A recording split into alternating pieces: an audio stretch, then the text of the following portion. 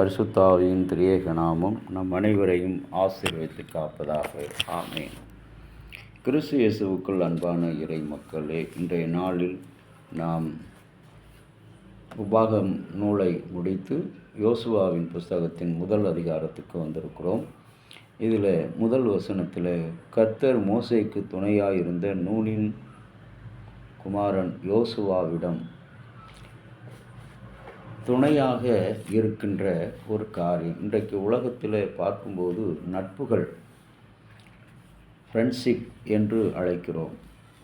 கணவன் மனைவிக்குள்ளாக நண்பர்களைப் போல நடந்து கொள்ளுங்கள். நண்பனிடத்தில் மறைவு இருக்காது, நம்பிக்கை இருக்கும். நம்பிக்கையோடு தொடர்ந்த ஒரு தொடர்பு இருக்கும். இதுதான் உண்மை. ஆகவே தான் என்ன செய்கிறார், மோசேயோடு இருந்த மோசேக்கு துணையாக இருந்த நூனின் குமாரனாகிய யோசுவா என்று ஆண்டவராகிய கடவுள் சொல்கிறார். நாம் நம்முடைய உறவில் பிறரோடு தொடர்பு கொண்டிருக்கும்போது நட்பு காணப்பட வேண்டும். ஆனால் இன்றைக்கு இந்த தவசு காலத்தில் இருக்கின்ற வாழ்க்கையில் அநேகரிடத்தில் பார்க்கிறோம், கசப்பும் வெறுப்பும், விட்டு கொடுக்காத தன்மையும் மன்னிக்காத தன்மையும் தான் அதிகமாக இருக்குது. இது உண்மையான நட்போ அன்போ உறவோ கிடையாது. C.S. லூயிஸ் என்பவர் விசுவாச பயணம் என்ற நூலை எழுதியவர். அவர் அதில் சொல்கிறார், டேவிட் சி டவுனிங் என்ற மனிதர், டவுனிங் 2 எதிர்மறையான மேற்கோள்களோடு இந்த புஸ்தகத்தை ஆரம்பிக்கும்போது இந்த உலகத்தில் எந்த ஒரு சமயத்தையும் நம்புவதற்கான சாத்தியக்கூறுகள் இல்லை. அதே சமயத்தில் கிறிஸ்தவத்தையும் தத்துவங்களோடு அடங்கிய ஒரு வாழ்க்கையிலே அதை ஏற்றுக்கொள்வதற்கு சாத்தியமும் இல்லை. ஆனால் தன்னுடைய நண்பனாக இருக்கின்ற ஆர்தர் கிரிப்ஸுக்கு அவர் சொல்லுகிறார், கிறிஸ்தவம் சிறந்தது என்று கூற முடியாது. ஆனால் C.S. லூயிஸ் உடைய கருத்துக்கு நாம் என்ன செய்ய வேண்டும், நிச்சயமாக மறுக்கக்கூடாது. நண்பர்களே, பல விஷயங்களிலே நாம் எப்படி நடந்து கொள்ள வேண்டும் என்று ஆண்டவராகிய கடவுள் லூயிஸினுடைய வாழ்வில் அவருக்கு மிகுந்த மகிழ்ச்சி என்னவென்று சொன்னால், ஆசீர்வாதமான இருந்த காரியம் என்னவென்று சொன்னால், அவர் இருவரிடையே நல்ல ஒரு உறவையும் நம்பிக்கையான தொடர்பையும் வைத்திருந்தார். அதுபோல தான் யோசுவாவினுடைய அந்த வாழ்க்கையிலே மோசேயினுடைய நட்பை வைத்திருக்கும்போது நம்பிக்கைக்குரிய தொடர்பு. இன்றைக்கு நாம் கடவுள் நம்மிடத்தில் எதிர்பார்ப்பது நம்பிக்கைக்குரிய தொடர்பு.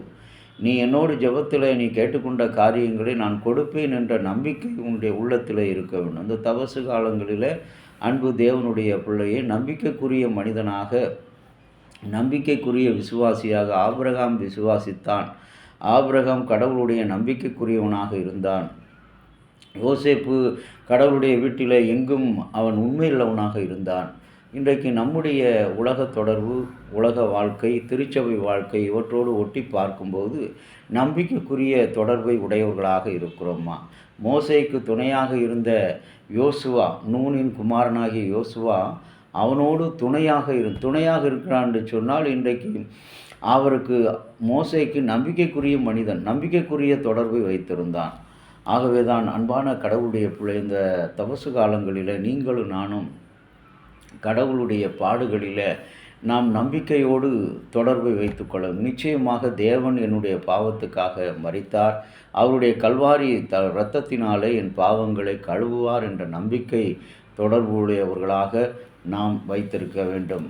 அந்த கம்யூனிகேஷன் ஆஃப் ஹோப் என்று அழைக்கப்படுகிற அந்த உறவில் நீங்களும் நானும் நினைத்து காணப்பட ஆண்டவராகிய கடவுள் இந்த நாளில் நம்பிக்கைக்குரிய மனிதனாக நீயும் நானும் வாழ வேண்டும் என்று ஆண்டவராகிய கடவுள் அழைக்கிறார்.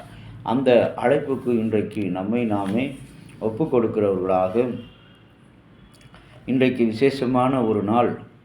என்ன நாள்? உலக சிறுநீரக நாள் என்று கூறப்படுகிறது. உடலுக்கு தேவையான எல்லா பகுதிகளுக்கும் மூளை, இதயம் எவ்வளவு முக்கியமோ அதுபோல் சிறுநீரகமும் மிக முக்கியம். சிறுநீரகம் செயல்படவில்லை என்றால் வாழ்க்கையை கேள்விக்குறியாகிவிடும். ஆகவே தான் சிறுநீரகத்தை பாதுகாக்க, நோய் வராமல் தடுக்க, விழிப்புணர்வு ஏற்படுத்த இன்றைக்கு சிறுநீரக ஓய்வு நாள், சிறுநீரக நினைவு நாள் என்று சொல்லி அழைக்கப்படுகிறது. 2006ஆம் ஆண்டு இந்த நினைவு தினம் கொண்டாடப்படுகிறது, ஆகஸ்ட் மாதம். ஆகவே இன்றைக்கு கடவுள் பார்வையில் யோசுவாவினுடைய வாழ்க்கை, யோசுவாவினுடைய பெயர் எவ்வாறு நம்பிக்கையோடு நினைக்கப்பட்டதோ, ஆகவே அதுபோல் நம்முடைய சரீரத்தில் இருக்கிற அவயங்களுக்காக நாம் நம்பிக்கையோடு, கடவுளே, என்னுடைய அவயங்கள், என்னுடைய நுரையீரல், சிறுநீரகம், என்னுடைய கல்லீரல், என்னுடைய இருதயம், இவை அனைத்து என்னுடைய அத்தனை நரம்புகள் அனைத்தையும் நீர் காக்கிறீர், நீ தொடுகிறீர், நீ குணமாக்குகிறீர் என்ற நம்பிக்கையோடு நாம் தொடர்புடையவர்களாக தேவனிடத்தில் இந்த தவசு காலங்களில் உறவோடு இருப்போம், உண்மையாக இருப்போம். கர்த்தர் நம்மை ஆசீர்வதிப்பாராக. ஆமென். ஜெபம் செய்வோம். அன்பு நிறைந்த ஆண்டவரே, ஆசீர்வாதமாக நீர் கொடுத்த இந்த புதிய நாளுக்காக நன்றி. இந்த நாளிலும் உடைய கிருபையின் பாதத்தில் எங்களை அர்ப்பணிக்கிறோம். ஏற்றுக்கொள்ளும். எங்களுக்கு தேவையான நல்ல நம்பிக்கைக்குரிய தொடர்புடைய மக்களாக நாங்கள் விசுவாசத்திலும் சரீர ஆரோக்கியத்திலும் வாழ துணை புரிந்துள்ளோம். இயேசு நாமத்தில் பிதாவே, ஆமேன்.